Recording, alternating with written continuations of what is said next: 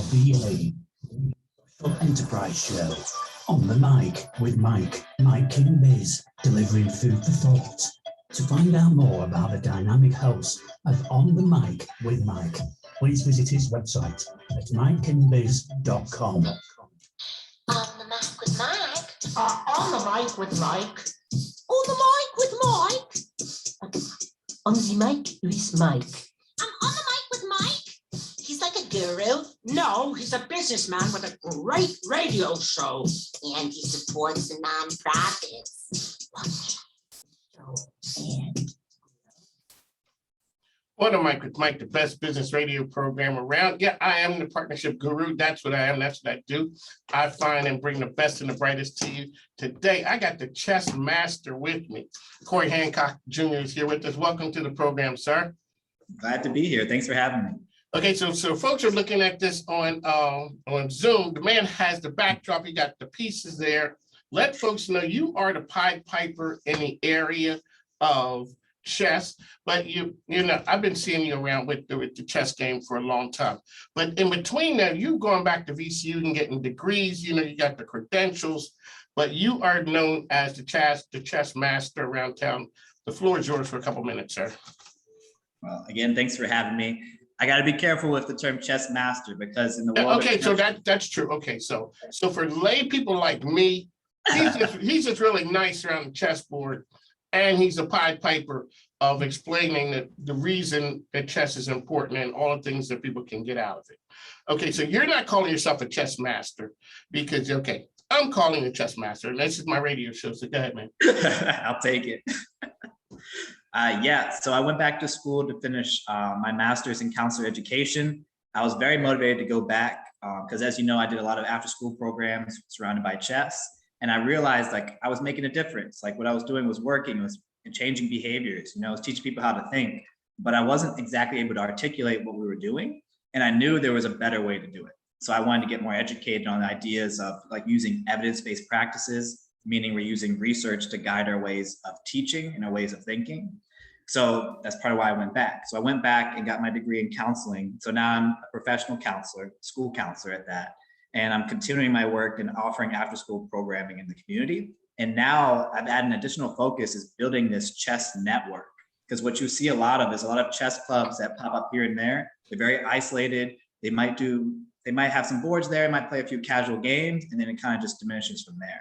What I'm after is something a little bit more, treating chess as a sport it is. As we've seen over the last year with the Queen's Gambit coming out, with the pandemic and more people playing chess, it's a sport, right? We need to treat it as such. We need to give it its credit.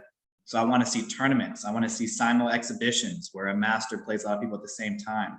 I want to see people getting coached. I want to see real after school programming that's designed to help people do better as individuals, but also work as a collective team and get a chance to compete, try to win some scholarships, everything. All righty. So your love of chess, give our listeners an idea where that came from. I'm sorry, say again, I missed it. Your love of chess. Oh, yeah. So that actually came about when I was in middle school, when I started taking chess a little bit more seriously.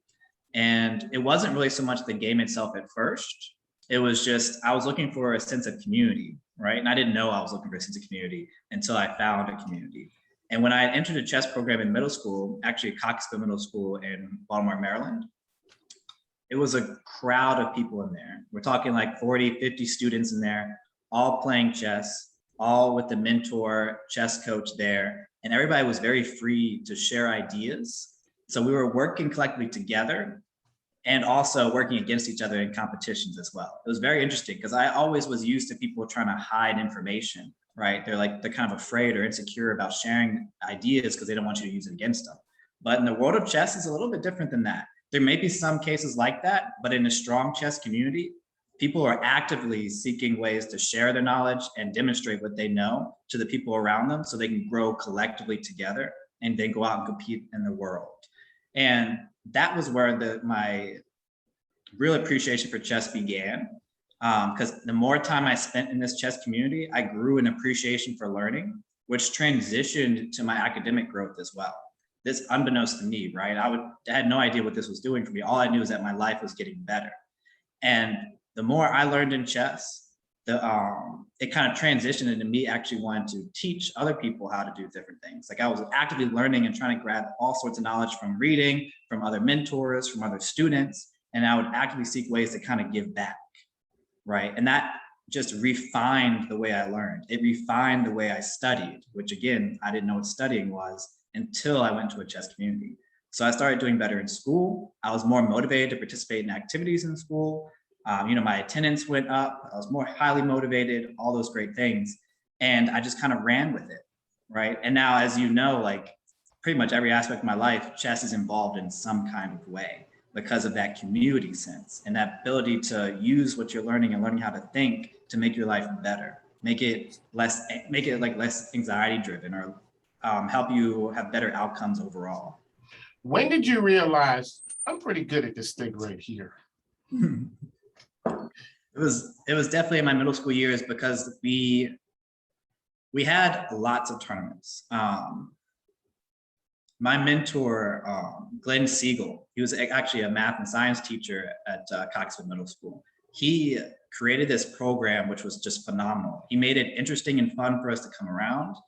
And he also had all these activities and tournaments we could participate in every year. So just to kind of give a brief idea, we had speed chess tournaments. We had variant chess tournaments, like different kinds of ways to play chess. We had longer game tournaments, team tournaments, all within one club at the school. And we get awarded for it. Like if we did really well, like top 3 or top 5, he'd have an award ceremony at the end with all these trophies. And by my second year and definitely my third year, I was like getting all these accolades and getting all these awards for playing. And it was something I was actively doing, and I knew I was refining, getting better, but I didn't really recognize until it was those award ceremonies how well I was doing and how much I was standing out. And of course, like receiving awards, it feels really good. So I wanted to do it more, and I wanted to work harder and study harder and learn like different ideas.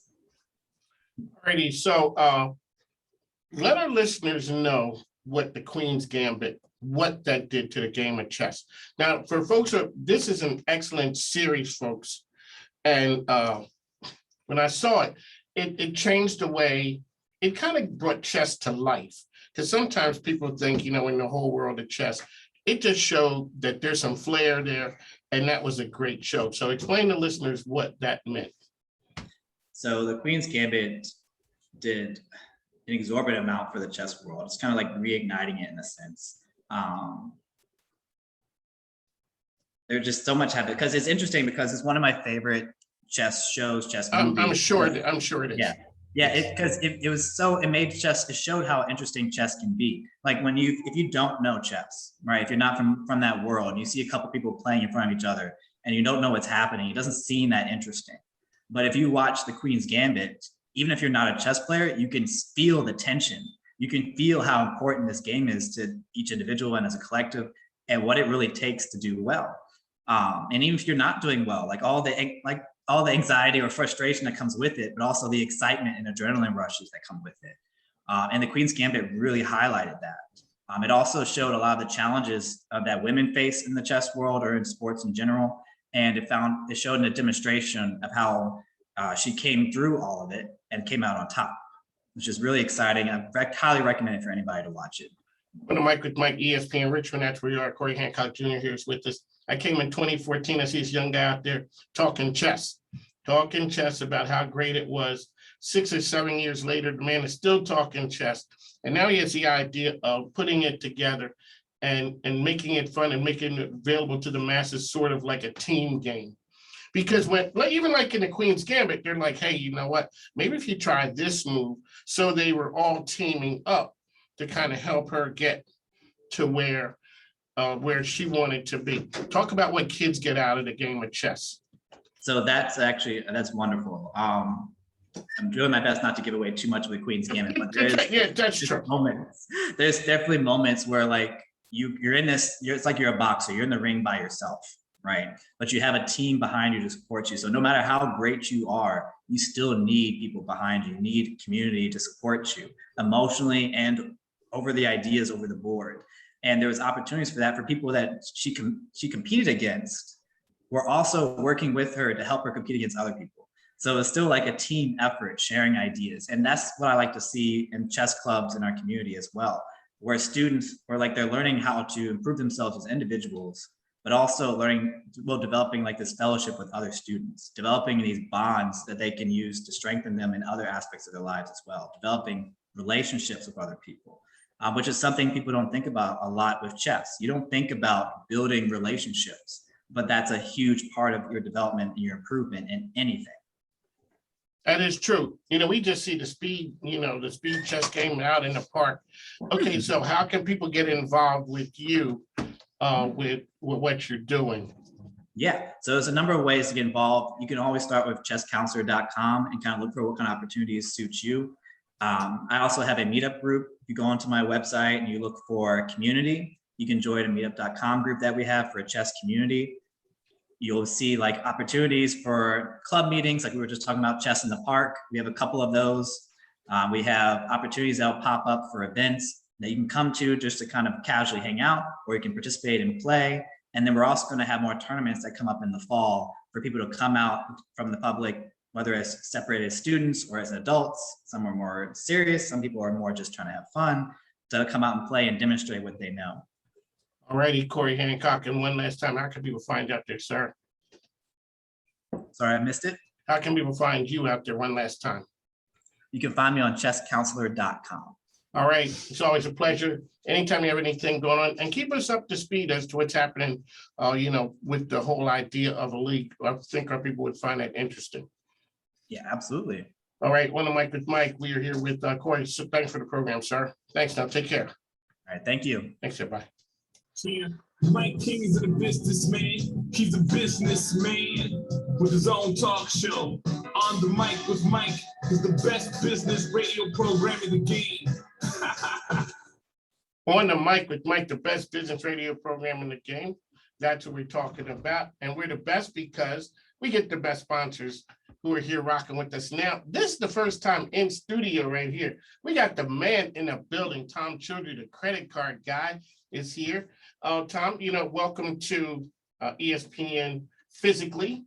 Absolutely. Thank you for having me. It's good to be here. It is good to be here. So, we've done the whole WJFN thing in person, but you have been with us, through the magic of technology. Absolutely. But now you're in the building. And this is the tenacious top of mind topic Tuesday. That's right. So now you see how smooth I am with that? Yeah, smooth as a hot knife going through butter. Exactly. But how long did it take? 8-9 months. That's what you're saying. That knife is sharp going through butter. Yeah, But for anything else, it's good. It- I'm just glad to be here. I'm really glad to see so much progress being made in spite of everything else. okay. People are out there doing business. Tom Childry, he is the business advocate. I'm always saying he's the man who's out there hitting the streets, knowing what's happening, and the guy who knows everybody. So real quickly, I always ask you, what are the streets saying? The streets are saying that everybody's excited. They're pushing forward. There's plenty of opportunity for people that want to work to find work. The work is trying to find them. The work is, yes. And I think one of the things that has really kind of come to light is people having an opportunity now to start a job and learn on the job to earn higher pay. Everybody talked about maybe $15 an hour.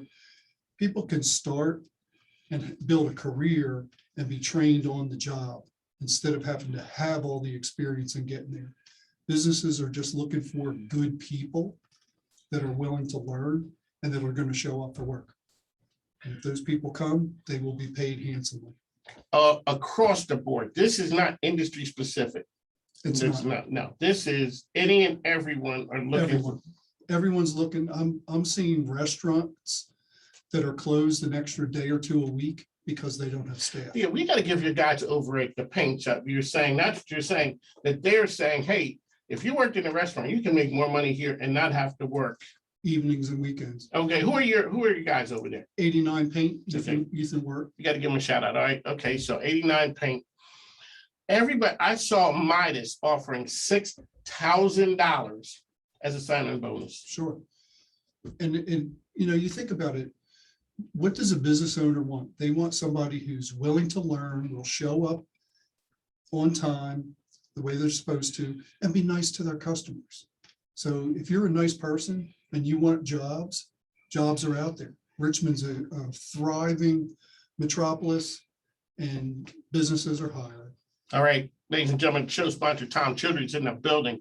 This is the Tenacious Top of Mind Topic Tuesday, and the man is here. He always has a good topic to touch base on, but we're also going to talk to him about how businesses can attract those people. So everybody needs workers. Everybody needs workers. How do I separate myself from the pack to attract those workers? I think it starts when you have the conversation with the potential employee. You know, talk to them about, this is where I see you fitting in a year from now. The person who has the position we're offering you, this is where I see them fitting in, and describe how they're going to be an asset to your company. Give them something to live up to and a high expectation, and let them know about growth. A lot of companies, especially in the trades, have people that have been working there 5, 10, 15 years.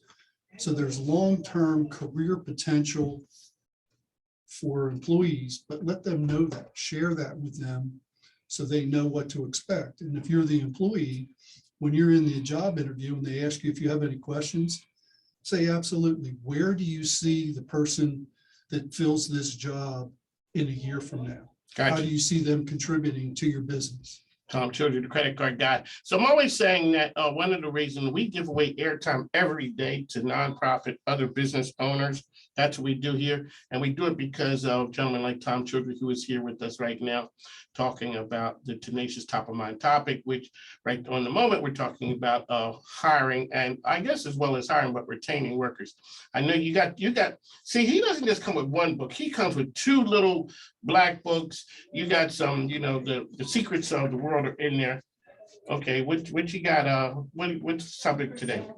Okay, so one of the things that we run into sometimes in businesses, there'll be conflicts, personalities, different people. So conflict delayed and not dealt with is conflict that's multiplied.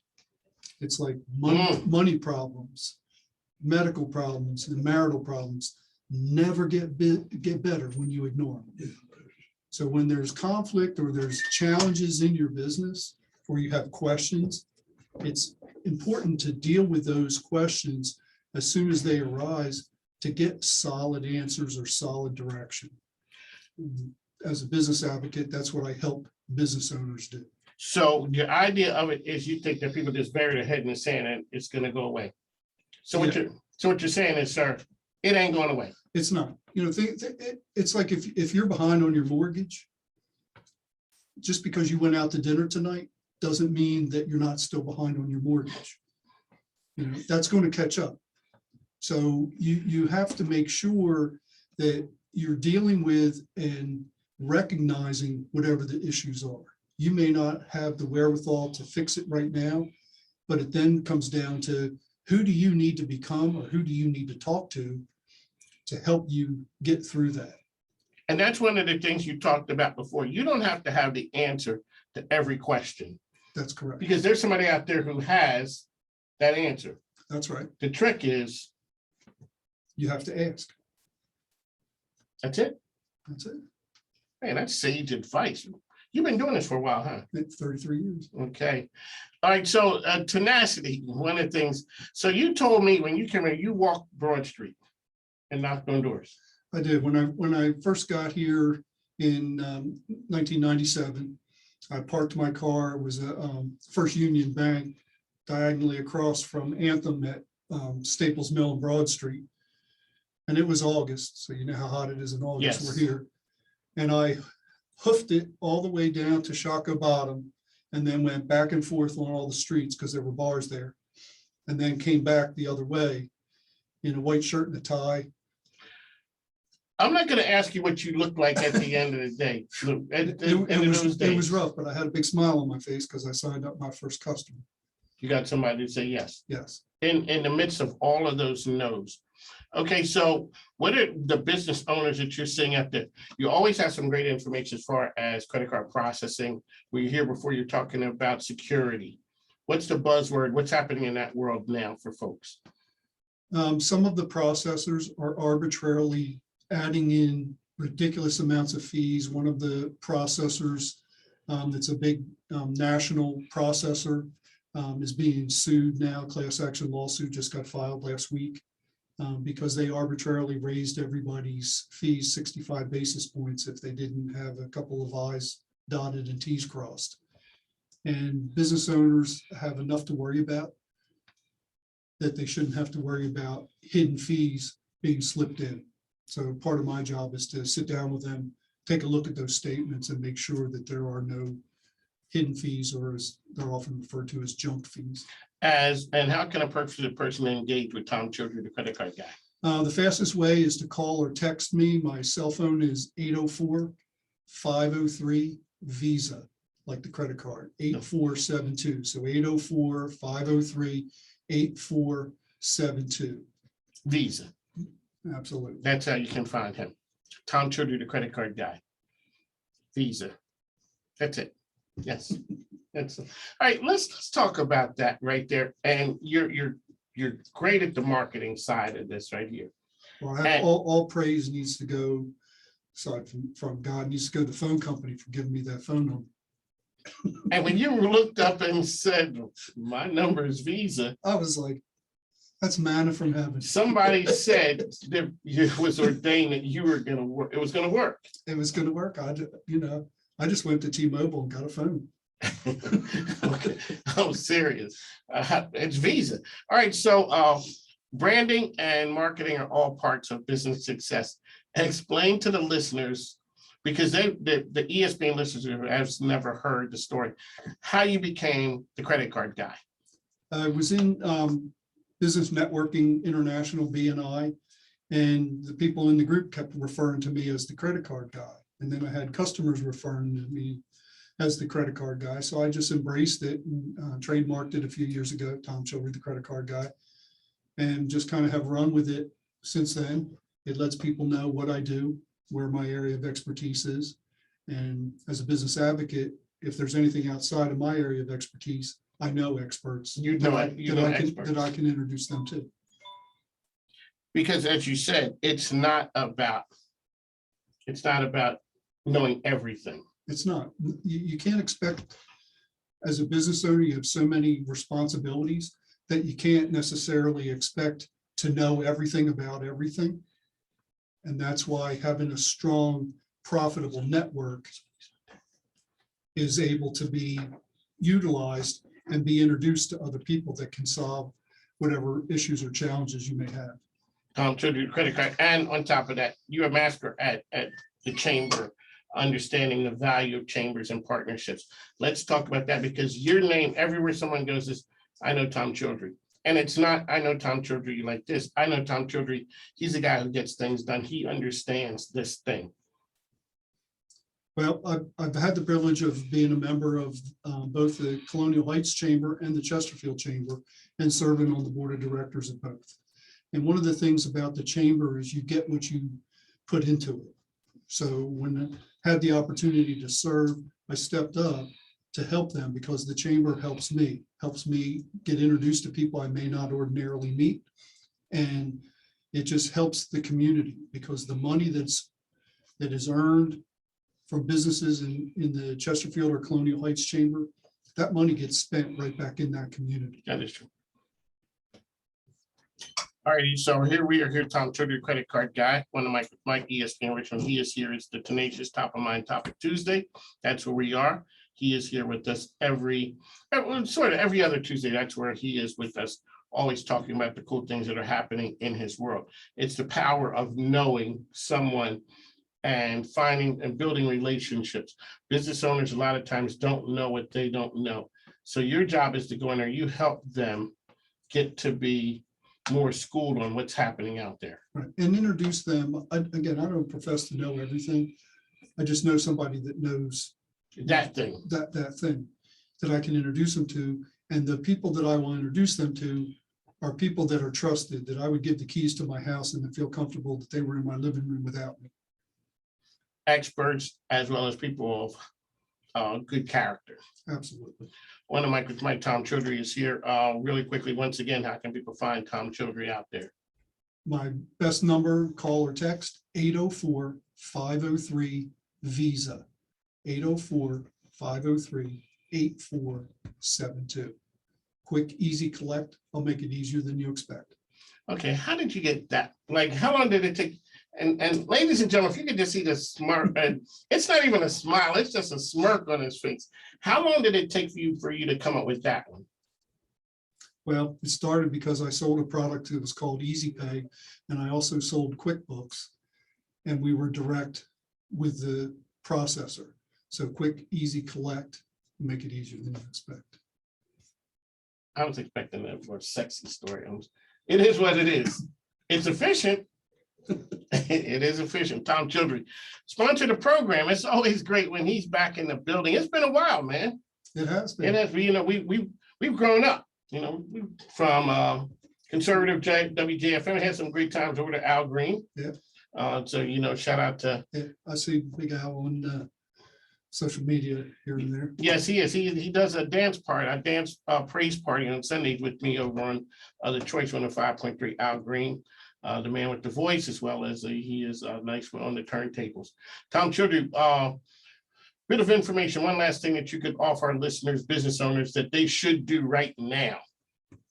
Is there any one thing to be like, hey, if you're not doing this thing going into 2022, you're wrong? Don't look back. The rearview mirror is smaller for a reason. He said that. Keep pushing forward. We can only control the controllables. Focus on that. Focus on how you can grow. And if I can do anything to help, feel free to reach out. One of Mike with Mike, Tom Childry, credit card guy, sponsor the program. I'd like to thank him. Make sure you follow and check him out. He's doing some great things out there. One of Mike with Mike. We'll talk to you soon. Thanks now.